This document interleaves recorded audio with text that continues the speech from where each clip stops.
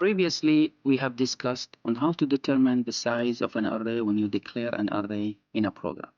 Specifically, we were talking about how to store data entry from the user into an array and specify the size of the array. We discussed three options. The first option is that if you know exactly how many input you are going to read from the user as a constant, then you use this number for the size. For example, 7 temperatures or 10 temperatures. Second option, you ask the user for the size, and accordingly you declare an array of this size.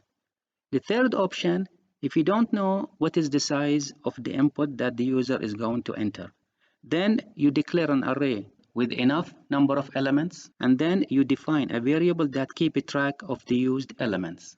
So not all the elements in the array is occupied or used. In this case, we say that the array is partially filled. So we are talking now about partially filled arrays.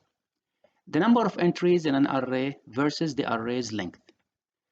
Now, when you declare an array, then the capacity of the array is in fact its length. So when you write a.length, then this is the maximum number of elements of the array, and it's called the capacity. This is the number of array elements that are created for you when you define the array. Now, you might not use all of these elements. In this case, how to keep a track on the number of elements that you are using in the array? So you need to keep a track of how many you have used. So you have to associate an integer variable that keeps a track whenever you add an element into the array, it is updated to reflect the number of elements used in the array. Let's go for an example. Here we are declaring an array of integers of 5 elements. So we said that the capacity of the array is 5. So maximum we can store 5 integers. And this is the situation in the memory.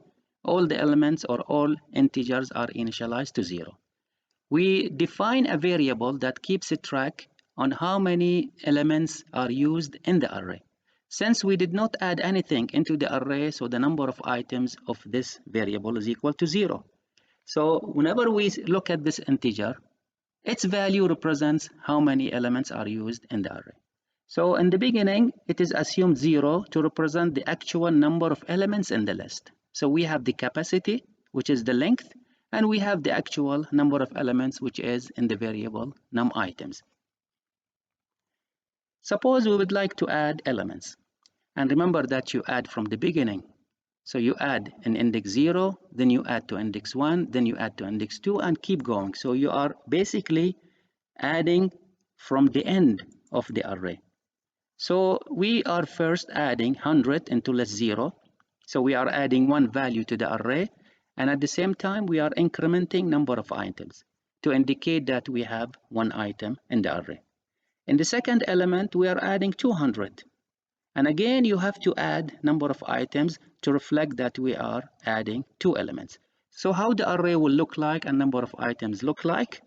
The number of items will be 2 because we have added 2 elements, and we added the elements in index 0 and index 1. Since number of items is 2, that means we should care of the elements from 0 up to 1.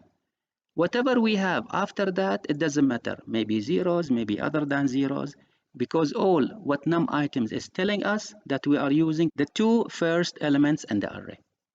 Now, if I want to add a third element, then I should add it at index 2, because index 0 is taken, index 1 is taken, so the next available index is 2.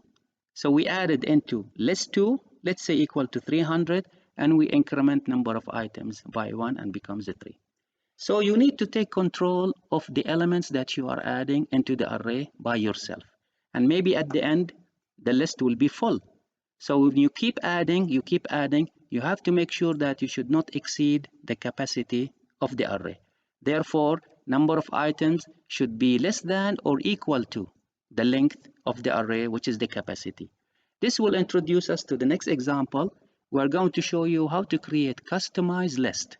What do we mean by customized list? It means you write a class and you put the array inside the class. And then you put methods that controls the array. So whenever you want to add an element to the array, you don't add it by yourself. You just simply tell a method, I want you to add this element into the array.